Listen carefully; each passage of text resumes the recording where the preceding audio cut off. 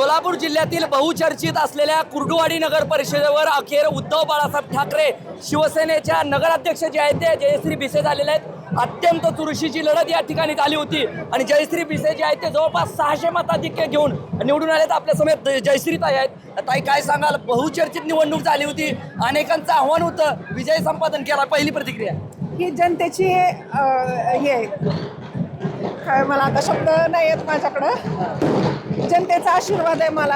हा, या पद्धतीनं एकीकडे राजकीय वारसा काही नव्हता, पण दुसरीकडे अनेक पक्षाचं देखील आव्हान तुम्हाला देण्यात आलं होतं. एक सामान्य घरातली स्त्री एक नगराध्यक्ष होती. हे फक्त जनतेचा कौल आहे आणि त्यांचेच मायबाप जनतेचा आशीर्वाद, एवढंच सांगू शकेल. वाटत होतं विजय संपादन कराल? हो, वाटत होतं. काय करायचंय आता कुर्डुवाडीसाठी? कुर्डुवाडीसाठी खूप काही करण्यासारखं आहे आणि जे म्हणजे हे केलं होतं, माझी वैभववाडी करण्याचं जे विषय मालकांचं जे स्वप्न होतं ते पूर्ण करणार आहे. अजित पवारांच्या राष्ट्रवादीच्या इथं सुरेखा गोरेंचं आव्हान समजलं जात होतं, मात्र त्यांचा पराभव झालाय. वाटत होतं का की उबाटा शिवसेनेची सत्ता अबाधित राहील आणि नगराध्यक्ष तुम्ही झालात, मात्र खाली सत्ता मात्र अजित पवारांच्या राष्ट्रवादीची आली? कसं आहे, आपल्या विरोधात दिग्गज नेते आपल्या विरोधात होते, पण जनता मायमावली आपल्या सोबत होती, त्यामुळं विजयाचं श्रेय कोणाला द्याल? जनतेला.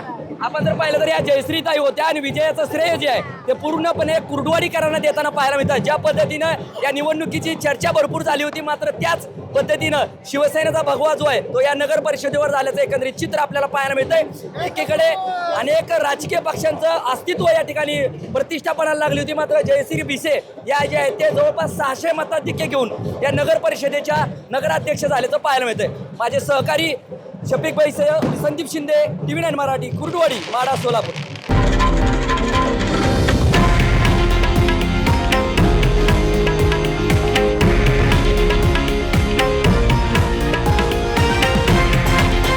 हे आहे देशातील नंबर 1 न्यूज नेटवर्क आणि आपण पाहत आहात TV9 मराठी, एकमेव.